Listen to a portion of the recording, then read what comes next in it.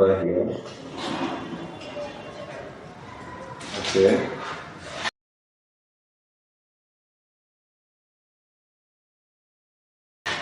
See the color of the flame. So let me collect from sodium sample. This one is sodium sample. Moistened earlier. See? That's golden yellow.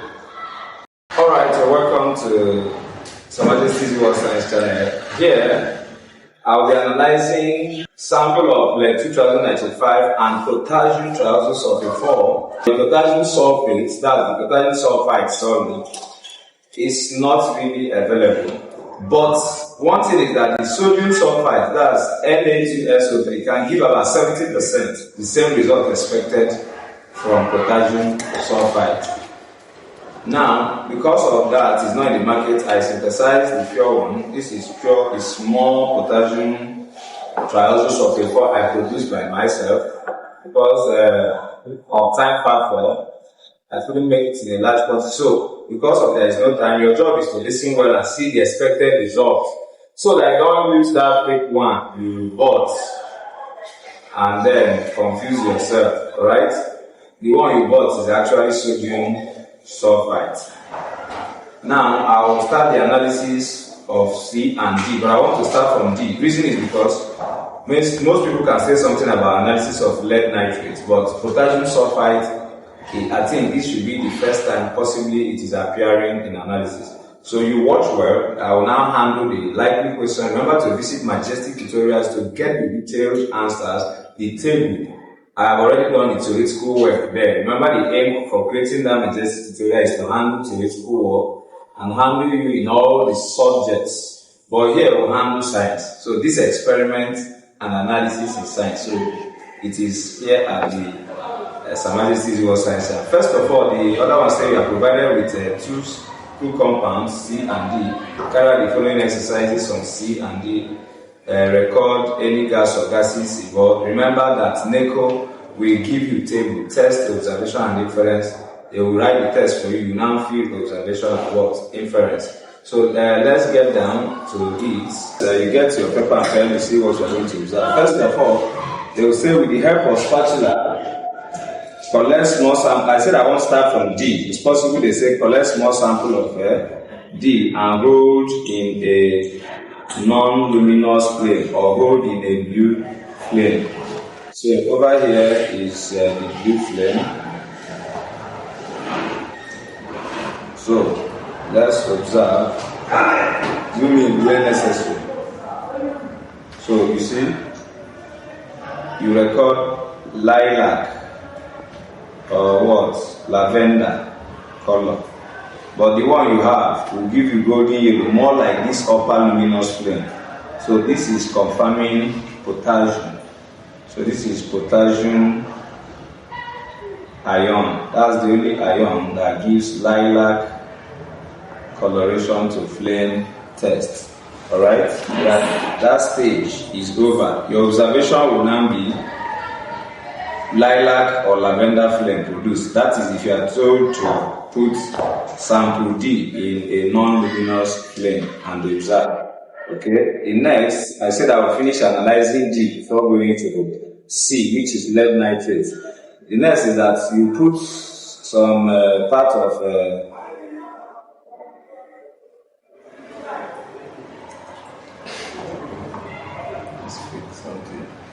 you will be told to dissolve the remaining part of D in about 10 or 5 ml of distilled water, which is what I'm doing now. I want to dissolve. I just prepared this now. Please create it out. So let me wash away any contamination.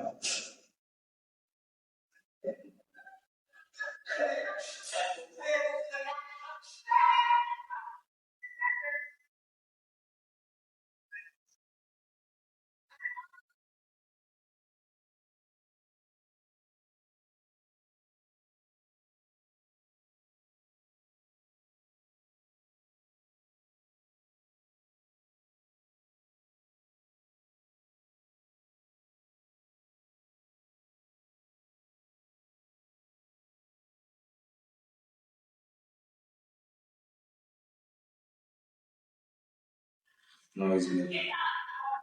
This is one of the more. Should be okay for the whole analysis. Alright, we have this solution. Next is to test with litmus. So let's test this solution with litmus. When you are told to test with litmus, you will use both blue and red. Nobody tells you color. If it has no action on red, you check blue.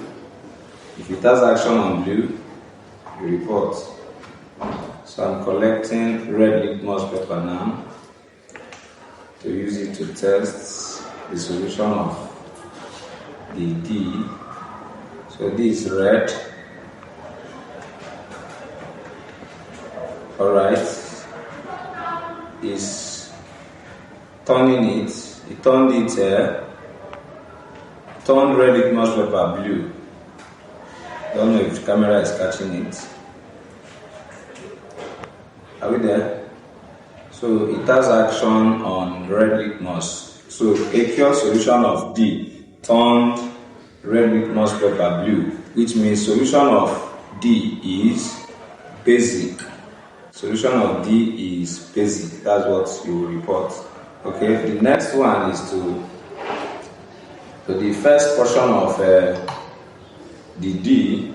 You will be required to add barium chloride followed by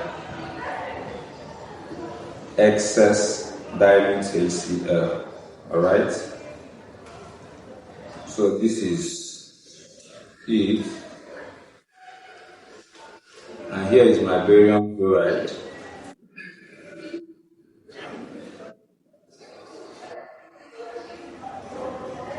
There is white powdery or chalky precipitate. Let me talk about this because I'm done.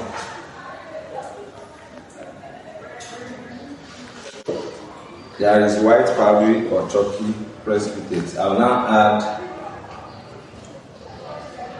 followed by excess HCl. This is my dilute HCl. Immediately you add barium chloride and there is this white chalky precipitate. You know you will suspect tetraoxosulphate 6 ion, trioxosulphate 4 ion, or triaxocarbonate 4 ion. Then when you add excess HCl, you now know which one is present. If it dissolves, we suspect either trioxosulphate 4 ion or triaxocarbonate 4. Right? You see that it dissolves. Okay, you can also know the gas release is not too obvious, but what matters is that it dissolves in excess dilute HCl. No more tetraoxosulphate 6. Are you seeing that my sample is at least has proved that it is potassium, and it is also proving that it is a sulphite, not sulfate. If it is tetraoxosulphate 6, it will not dissolve. So my inference will now be SO32 minus or CO32 minus in this case. But if you report that the gas involved has a choking, irritating smell, you will now report SO32 minus because the gas that is released here is supposed to be SO2, but it's not strong enough to be detected. Okay. Then to the second portion of D, you might be told to add either acidified K2Cl2O7 or acidified KMNO4. The reason is because, watch down my video at Majestic Tutorial, I explained everything. Here I'm just showing you. This is acidified K2Cl2O7. This is acidified KMNO4. These are powerful oxidizing agents. So I will try with either of them. They will tell you measure about 2 ml of KMNO4 and add about 2 ml of third portion of D to, or second portion of D to it, sorry. So what matters is that I'm testing the reducing ability of the trioxosulphate 4 ion, because it can be oxidized to sulphate 6. So I don't want to measure again, although let me feel alright. I'll collect a sample. Remember, this is my D. Okay. Maybe 4 V.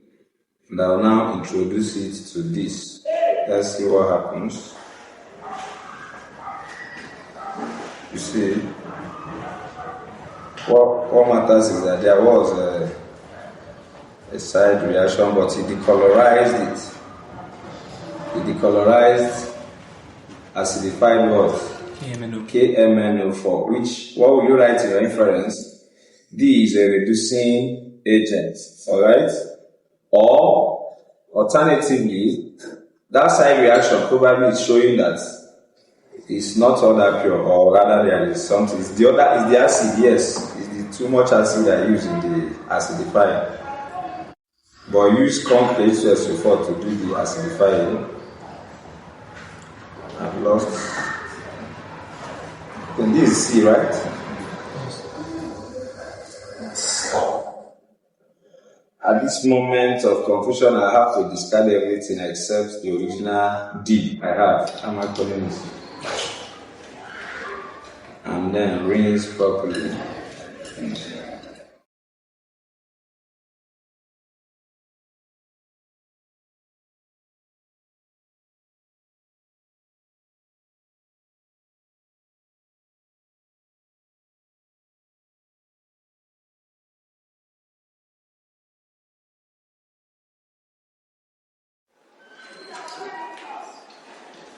Now, and this reducing ability is showing in the KMNO4, shows that it's not a carbonate. It shows that what I have here is not potassium carbonate. The reason is because the trioxocarbonate ion is not a reducing agent, but the trioxosulphate ion is a powerful reducing agent. So I've raised everything. We'll start all over. I will do the same thing I did with KMNO4, but this time around, I will repeat it with acidified K2Cr3O7. Reducing agent will turn it green.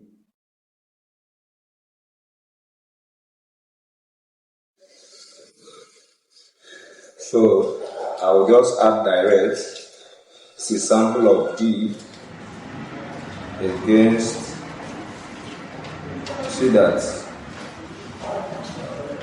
it's changing gradual. Maybe I introduce more of the ions. Okay, so I don't know if the camera is capturing it. You compare these two colors, they are no more the same thing. It has changed green. Contrasting with white tar, I hope it's visible green there. It's not green. It's orangish. Orangish. Let's do it to my record. It's still orange there. Maybe you got a lot of reflections. But the color of this is not the same now. It's not. It's not the same. So maybe you might be required to warm. Okay, I think we saw the green now. I think the green is obvious. Yes, it is. Okay, I have to introduce more. Right. Please don't acidify too much, because the reason is because conc acid attacks sulphite to release SO2. So the effect we are seeing there is SO2 being released. The H2SO4 I used to acidify this is concentrated and is attacking the sulphite. So it's obviously green. So that's it for analysis of potassium sulphite. Okay. This is the little acid exercise. Remember to buy your reliable chemical from Sirmajesty Easyworld. I sell what I know. So, but when you keep buying, it's cheaper. Get ready to get its cheaper results. Now I go to D. I move to C. Analysis of sample C. This one is our everyday national anthem. I might skip this because I know everyone knows how to analyze this. You dissolve in water add sodium hydroxide drops, followed by excess. Then second portion you add aqueous ammonia drops and in excess. Then you add HCl, followed by heat and allow to cool. So I will have to discard. I want to use this bigger tube.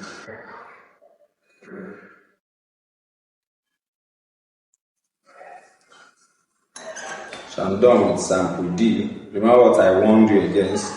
If you use sodium sulphite, you get the same results. It's what I got with K2Cl2O7. The same thing with KMnO4. Get the same results with barium chloride, because these three are only sensitive to the trioxosulphate 4. But in flame test, that is where you will get it wrong. Sodium will give you golden yellow, while the compound here will give you what? Lilac color or lavender color. Maybe.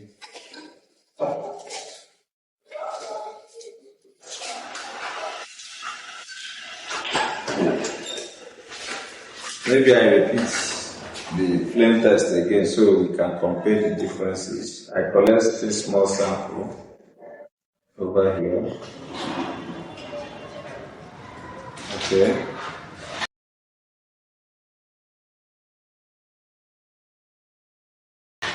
See the color of the flame. So let me collect from sodium sample. This one is sodium sample. Moistened earlier. See? As golden yellow as sodium. That's what you have. That's the one yours will give you. Then, but for the sake of formality, let me analyze the C, which is and then, lest I forget, yes, there may be possibility of telling you to add this and add dilute HCl and heat. Just listen up here. If you are told to add this, add dilute HCl and heat strongly, that is now they are looking for SO2 gas. Say a gas with a choking, irritating smell evolved. The gas will have effect on litmus paper, but I don't want to perceive that gas. In reasons, if I use conc HCl here, it will release SO2.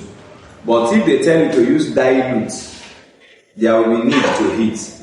If such thing appears, they are heading towards confirming still SO32-, heating with solid acid, like heating with acid direct, without having to dissolve in, without having to carry out double decomposition with barium. When I added barium, what formed was barium sulphite, which is insoluble in water but soluble in acid. But barium sulphate doesn't dissolve in water, it doesn't dissolve in acid, which makes it suitable for barium meal. They use it for X-ray. You can drink. Remember, barium compounds are highly poisonous, but you can drink that of barium sulphate. Why? Because it doesn't dissolve in water, it doesn't dissolve in acid, and your stomach is made of water or acid, which is HCl. So you still eject it out safely. But if you take in the sulphite, barium sulphite, forget it, you suffer from barium poisoning. And because of this, they use barium sulphate in X-ray to cast the shadow of your intestine so that they can know if there is anything like cancer or any growth or any injury. That's it for you that want to be. I'm giving you this because you are the Majestic Easyworld Science channel, of course. So this is what you profit. But that is, by the way, if they tell you to hit this with dilute HCl, it shouldn't be. What you need is conc HCl.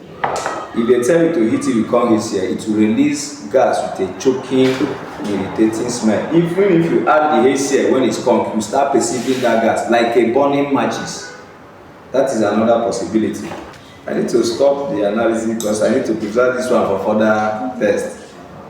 So please place your order for analysis, for production of any special reagents you need pure. Okay. I'm moving to analysis of C, which is lead nitrate. I've discarded this.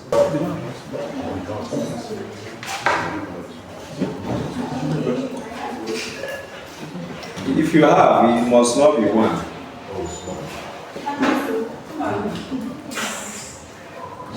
I hope the camera is on. So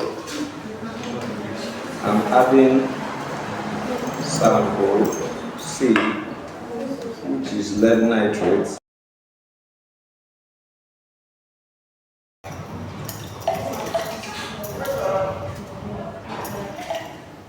So I've made a solution of lead 2095. You might also be required to test with litmus.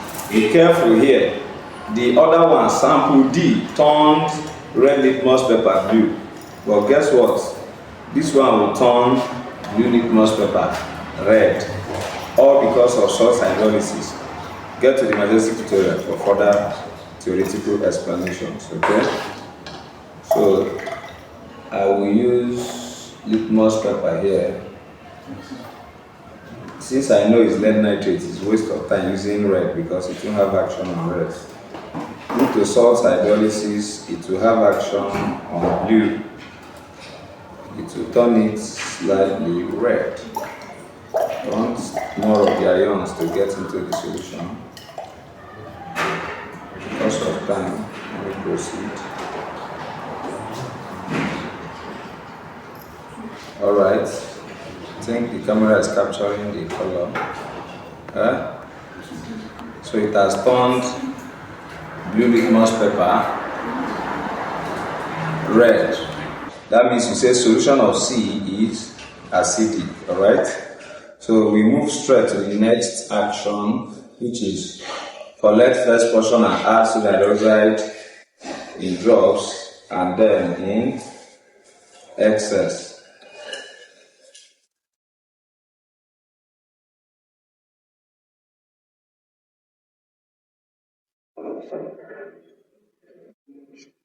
This is the first portion. Yeah. Remember, it dissolves to form a clear solution. This is my sodium hydroxide. Maybe you can use a dropper if you are not precise, if you are not accurate enough with your hand. Alright. See, there is white, powdery or chalky precipitate with sodium hydroxide in drops, then in excess. What is up here? It's supposed not to persist there.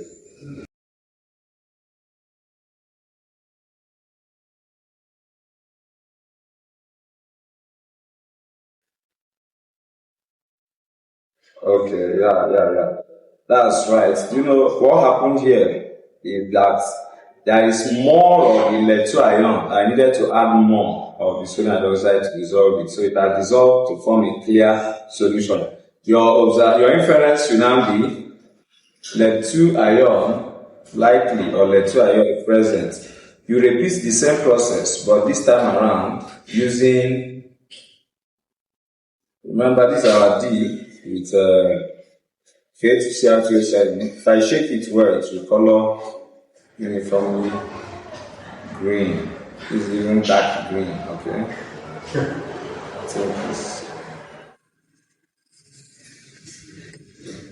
Alright.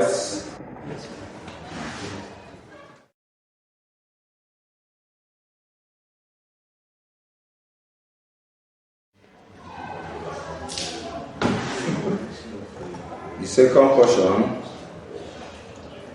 of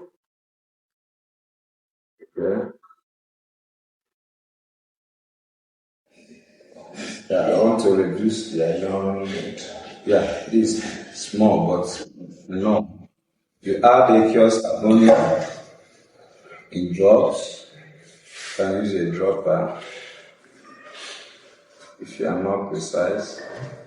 Use it in drops. It still forms white powdery precipitate, white powdery. Then in excess, you see, I've added as excess as I can. It's persisting. Let me discard and do like I did the other one. So I'm adding excess ammonia. It's not dissolving. Watch, this is the one with sodium hydroxide. Dissolves to form clear solution. And this one is persisting. So you still write calcium ion. Sorry. right? Lead-2 ion still present.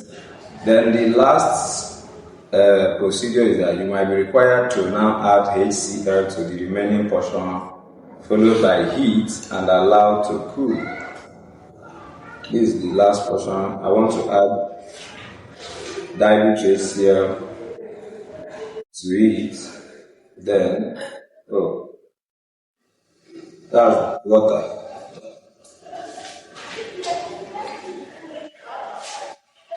So, remember, it's better to store HCl in a brown reagent bottle. I'm adding. There is nothing like in drops here. Just add HCl. So, followed by, there is white powdery precipitate or chalky. Everything we are dealing with is chalky. Today is not the day of.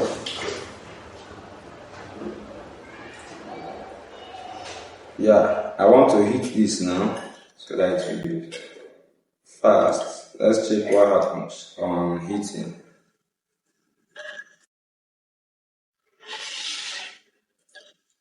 Remember, it's still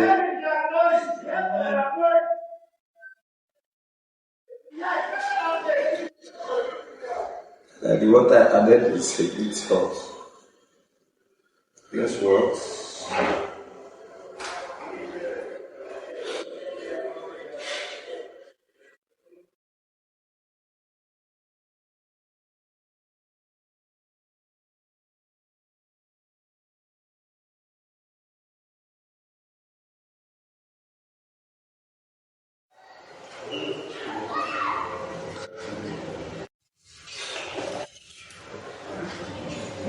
Yeah, I want to introduce more of the ions.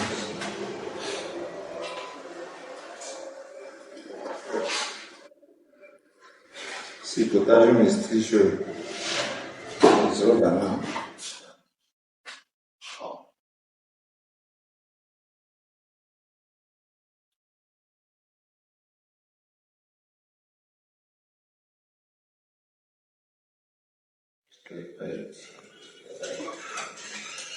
There is still some potassium ion that fell into that.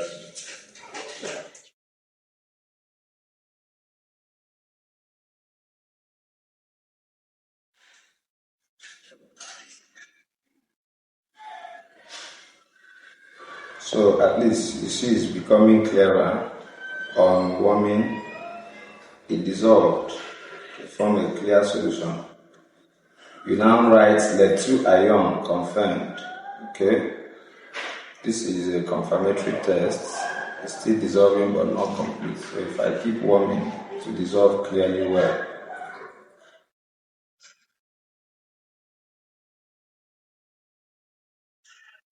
Yeah. So that's it. Okay. Thank you for watching. Stay majestic. Don't forget to subscribe and share. And place order for any laboratory reagent or science equipment. I'll give you the best.